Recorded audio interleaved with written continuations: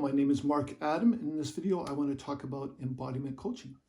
What embodiment coaching is a little bit tricky to talk about because it's something that there's different aspects to it, there's nuance, and it's something that reveals itself over time. By its very nature, it's something we understand the more we work with it and feel it in our own bodies. On the other hand, it's something that we can begin to understand right away because it directly intersects with our lives. We are all embodied. How we are in our bodies is how we are in our lives. Our energy levels, our emotions, how we express our emotions, how we move, how we communicate, are all things we do in and through and with the body.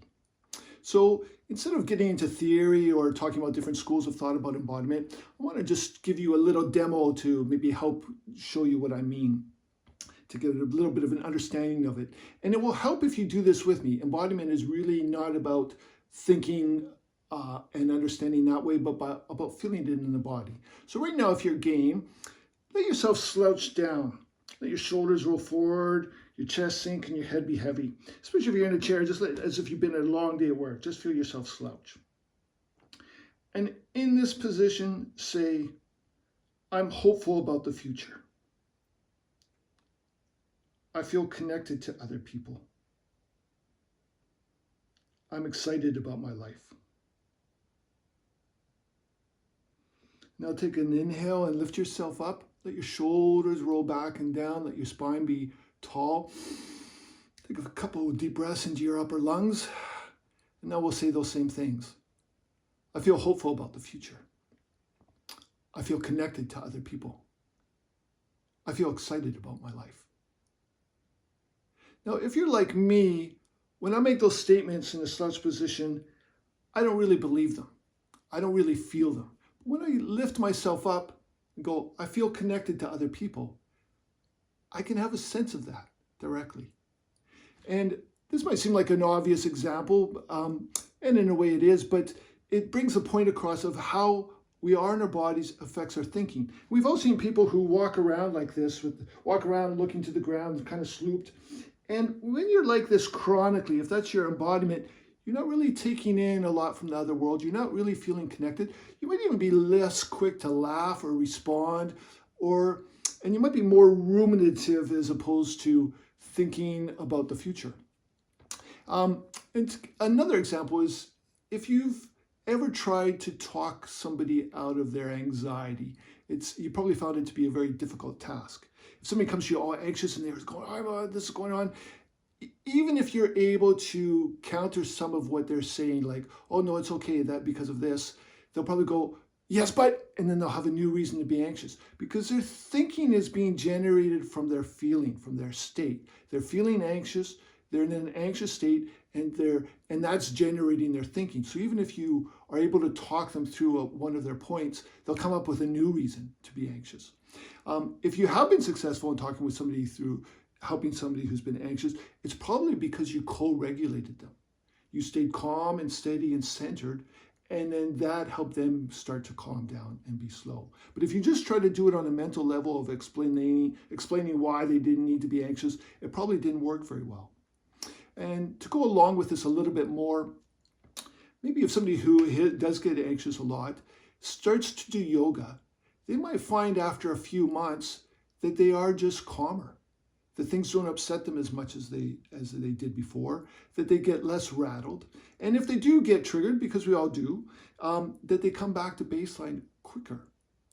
And actually an interesting thing is they might not notice it themselves because it's been a slow, gradual change. But one day a friend at work might say, you know, the way you handled that client was really good. You stayed really together when they were being dramatic with you. Or I like the way that you presented yourself in the group meeting this morning. So you might just slowly start to come to a place where you are actually more calm and confident in your body. And this is an example of the difference between top-down work and bottom-up work. So a lot of talk therapy, and even a lot of coaching actually, it can be very top-down. So it's about understanding, analyzing, coming up with ideas, and having that try to go down and change your behavior and your feelings. And bottom-up processing is working directly with the body and having that affect our thoughts and our feelings. So sometimes, sometimes we want to do top-down processing. Sometimes we want to do more bottom-up processing. And embodiment coaching is really a combination of the two. We want to work from both ends, sometimes more one than the other. But if you're working even top-down with your ideas and your thinking, if that doesn't land in the body, an insight that is not grounded in an experience and practice is just an experience. It's not going to change you. It's not going to last. You need to have a way to embody it for there to be real change. One way, there's a lot of talk these days about imposter syndrome. And that's a place where people have the ideas of why, they deserve to be in a position. They've got the CV, they've got the credentials, they've done the training, but they don't really feel like it's a good fit, because confidence is not an idea. Confidence is an embodied state. And so if you're like, for instance, if you're like this, it's pretty hard to feel confident when you're like this. And we can work on this directly. Instead of talking through all the reasons of why you should be more confident or why you should have more self-esteem, you can actually just start to practice it in a physical level. And this might sound a little bit strange if you've never encountered this, but if you don't have much confidence in your life, that you don't express yourself with exactitude and strength, you might practice just when you walk to work, walk with confidence. Just practice it. It's a game. Just play with it. Just instead of walking usual, just go walk as if you've just won the Academy Award. Walk as if you're just defeated the Death Star and Princess Leia is about to give you an award. Just try it. Just walk with your chest up and your shoulders back and have a sense of how that feels, what it feels. And you might just do this in your imagination first, in your body, but then you can learn what it feels like to be confident. So, this leads to another aspect about embodiment and about embodiment coaching, is that our embodiment is how other people relate to us. So if you ask for a raise like this, like, yeah, I've been doing really good work and I think I should, get that promotion. It's a lot different than if you're like, I've been doing some really good work and I'd like that promotion. How you hold yourself in your body really affects your relationships. It affects your professional life, and it affects how you are with your family and friends. So I've given you a few obvious kind of demos that maybe seem a little trite. And the truth is, our traits are often not that obvious. We can see when somebody's like anxious or nervous or depressed, but most of our traits are subtle, more subtle than that. And our traits, so we're aware of our states pretty easily. We know when we're angry or hungry or tired or sad, but knowing our own traits can be tricky. It's a little bit like a fish in water. We've lived with our traits for so long, most of them we formed when we were young, that we're not even really aware of them. So you might not be aware that when you're talking to somebody, you kind of don't look them in the eye, or that when you say, well, I think we should do this, and you give a nervous laugh after. Or some people, when they tell a joke, they kind of puff up their chest and lean forward, and they're kind of using their weight to kind of dominate the situation and make you laugh along with them. They might not know that they're doing that, because these are things they learned as a strategy when you're young. So one way embodiment coaching can help is to help us become more aware of how we actually are. So you might even demo asking for a raise with a coach, and they can kind of give you feedback. Well, how do you feel in your body as you do that? What do you notice that you do when you do that? And the job of the coach is not to tell somebody how they are. It's to help them become more aware of how they are so that they can have more options. A big thing my first embodiment teacher, Mark Walsh, liked to say, choice, what did he say again? Awareness leads to choice. So if we're aware of how we are, then we can have a choice to be different. If we're aware that we always nervously laugh when we give our opinion, we can choose to be different. If we're not aware of it, we are kind of stuck in that pattern. So embodiment coaching can help us become aware of how we are, how our embodiment is, how we're perceived by other people. But another aspect is sometimes we are aware of our traits, but they're hard to change. We just think that's the way we are. And it's a bit like quitting smoking. Quitting smoking is hard, but equally hard is if every time you've said no, you said it apologetically.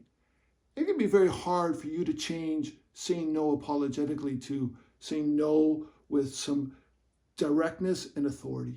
That can be very scary for people. It's something that you slowly want to work with. Similarly, if you're somebody that's kind of like walked around with a tough image, to change that to being softer and more open, that can be a whole work in itself. And we want to have that range. Working with embodiment is about increasing our range so that we can meet life situations more appropriately. So I've thrown a few things at you, but really we've just touched on embodiment. Embodiment is awareness rooted in the body. And I just want to say a little bit more about coaching. One thing, the distinction between therapy and coaching is often that therapy is about healing and about the past. And coaching is about the present moving forward. It's about goal orientated. And there's not a fine, strong line between it because often the past comes up naturally when we work with coaching. But one thing about coaching is it's about practicing doing things now to move ahead. So and sometimes some coaching questions are like, what would you like to change? How would you know that you've made those change? What are some markers? And what are some things you can do towards making that change right now? So it's a little bit more proactive.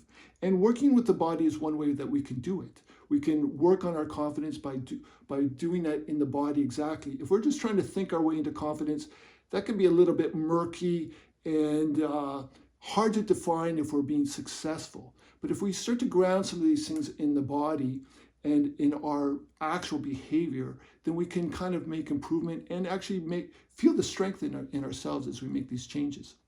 So I hope this is not so much explained embodiment coaching, but kind of giving you an idea of what it is and hopefully kind of sparked your interest. And I encourage you to notice your body more throughout the day. Notice your energy levels and how your energy levels affect your moods, your thinking. Notice how you ask for things. Notice how you respond to other people. There's a lot of ways you can start to develop your awareness of your own embodiment.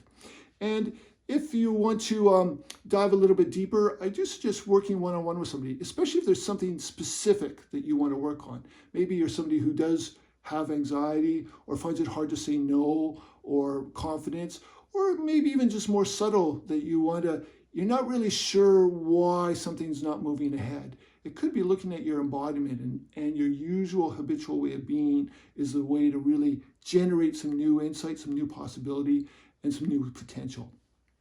So I want to thank you for watching this video, for taking the time out of your day to learn a little bit about embodiment coaching. And if you want to work, check out my website if you would like to work one-on-one with somebody. And if you like this video, please hit like or subscribe. It helps me generate a little bit more, getting people to know so that people can know more about this. And so I just want to wish you well. May you live with the strength, courage, and skill that you need for your life. All right. Thank you.